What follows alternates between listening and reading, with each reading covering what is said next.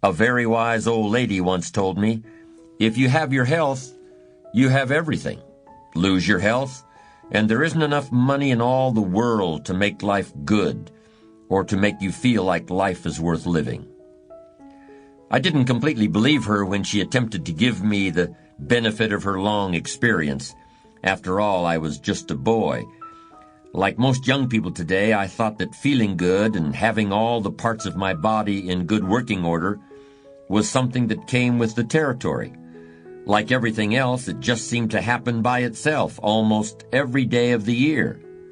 I could take it for granted, and I did. But at the point in life I'm at now, there have been times when I've been sick, and there have been times when I wondered what would happen if I were to lose my health. Would that be a test of character?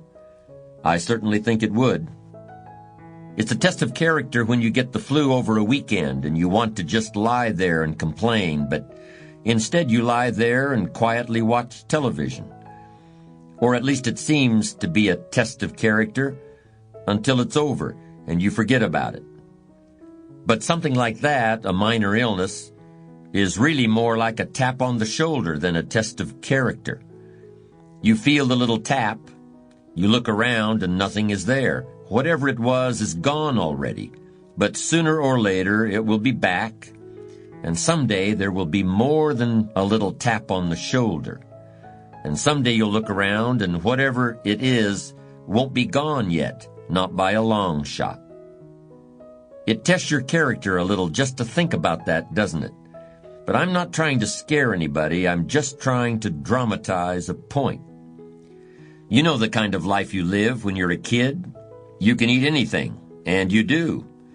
If you drink beer on the tailgate of your buddy's station wagon on the night of the high school football game, you can drink as much as you want. Maybe more than you want, in fact. In college, you stay up for all-night cram sessions fueled by coffee and donuts, the radio, and perhaps cigarettes. Unfiltered ones, at least in my day.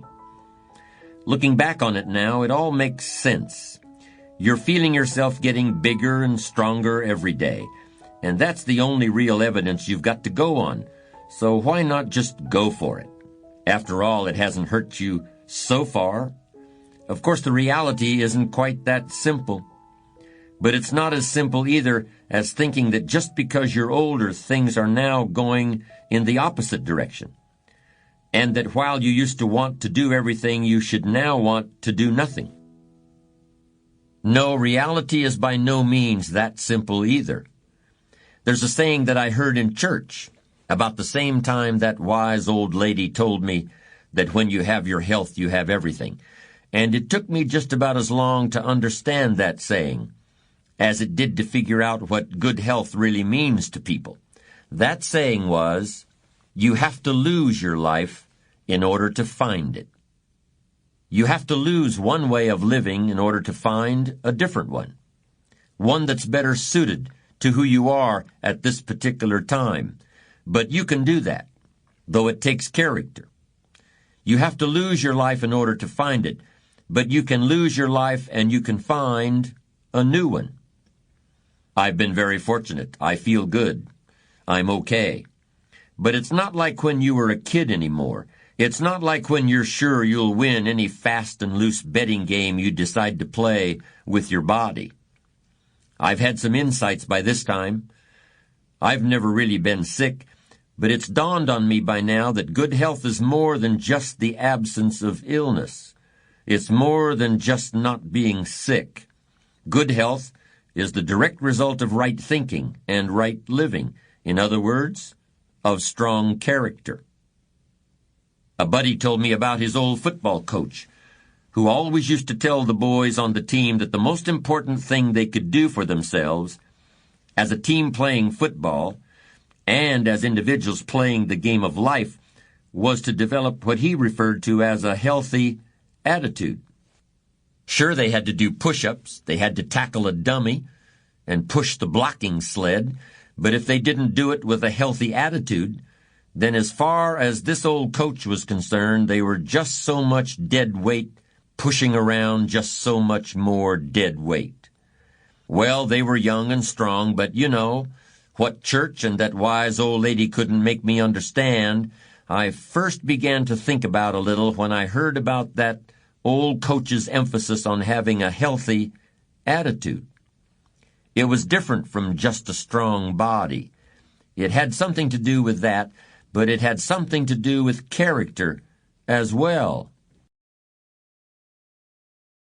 A healthy attitude. Good health can only raise your esteem, your standing and respect in the eyes of other people. Good health may give your character and ambition every advantage and put you in the way of the good things in life that come along. But all these things do not exhaust the benefits of good health. Despite the great and certain worldly rewards for staying healthy and fit, they are not the sole or even the main reason to seek and embrace the habits of good health. If I can be allowed a moment of philosophical reflection, the greatest benefits to health are found in the mind and spirit and soul of the seeker. Hold on a minute, you're thinking. Are you going to go fuzzy and mystical on us? No. I'm here to talk sense, not preach or push vitamins. And in fact, if there were one formula, one answer to the question of what is the true path to good health, if I knew what that answer was, I would hold the key to the most vexing problem of the ages. And this program would be the basis of a religion, not a practical guide to building strong character and achieving success. Good health may really be an effect of character as much as a cause of it.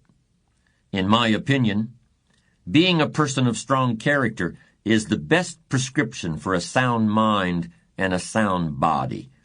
If you feel good about yourself, you'll naturally want to take care of your body. But if you lose respect for your body, you're more likely to become slipshod in other areas too. Old people are probably the strongest people in the world because if they weren't, they wouldn't have lived so long. What do old people who are healthy, who still get out and do things and live life, what do they talk about when they get together? They talk about who's had what operation, of course, and how the bridge club went last week, and what new shows and movies are worth seeing, and who they saw at the golf course. But once the chit-chat dies away, they talk about food, and they talk about their digestive systems. When it comes to digestion, there are certain foods that help the plumbing work smoothly, but those foods alone don't make for a healthy and balanced diet. You need variety in your diet in order to fulfill your body's many nutritional needs, and it's likewise very beneficial and important to have variety in your life. What's true of financial health is also true of physical well-being. If you keep doing exactly what you've been doing, you'll keep having exactly what you have. Anybody who does the same thing every day, year in and year out, with no break or vacation, is probably in no position to even know whether he or she is in good shape. As we discussed earlier, you can't know what you have until you leave it, or lose it, or get something else. Probably the easiest and most healthful way to break up your day and keep the biological clock wound up so that it doesn't run down in the middle of the best days of your life, and that's today, is to catch a nap whenever the opportunity presents itself. But I stopped taking naps when I graduated from kindergarten, you may object. And I ask you, have you been better off because of that? What does every chief executive officer of any major corporation have in the office? Right there across from the big desk with its leather-upholstered tilted-back swivel chair. A couch. And what do you suppose that couch is for?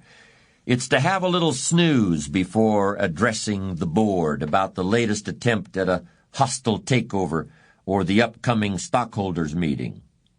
Remember, every dream is a vacation, and it was Shakespeare himself who said that sleep knits up the raveled sleeve of care.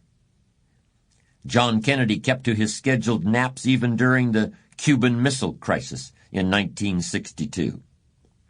Did this save the world from nuclear catastrophe? Well, something saved it.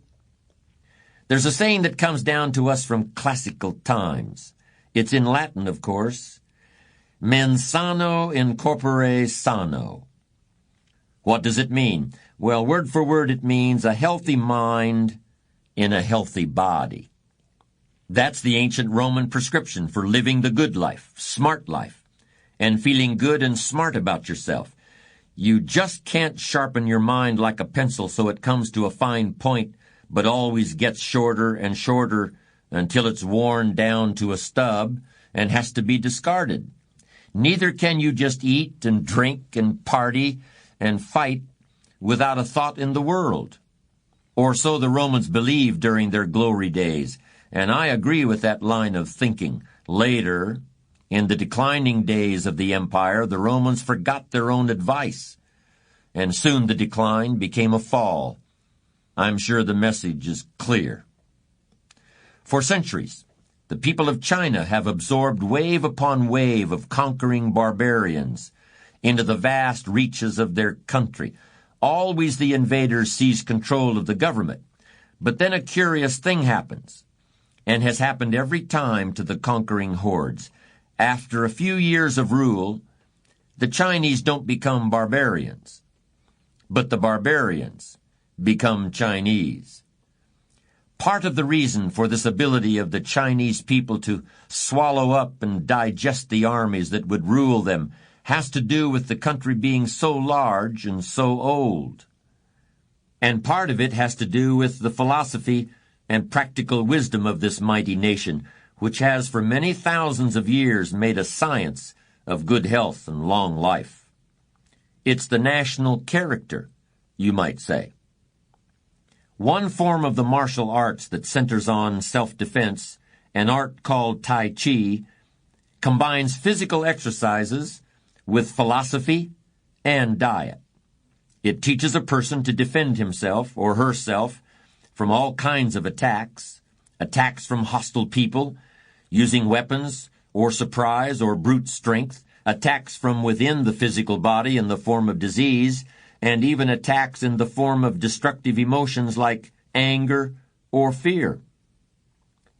Character and chemistry are both taken into account. I'm not going mystical on you. I'm just following my philosophy of learning things wherever I can. I've heard of a very old Chinese man who lived an odd but astonishing long life. He ate very little, exercised regularly, and kept a turtle in his bathtub. The turtle, he explained, was a symbol of longevity, and it gave him an example to follow in his dealing with the world. Slow and steady, and it supplied a certain kind of undemanding companionship in what must have been at times a lonely life. There's much more to be said about health, but there are few hard and fast conclusions to be reached. I think health is an aspect of character, because I see evidence that ethical people are happier and more relaxed. Stress, on the other hand, which I associate with hostility and anger, is said to cause physical problems. But maybe this is just wishful thinking, that people get what they really deserve. I happen to believe they do get what they deserve, however, or perhaps they get even a little bit more.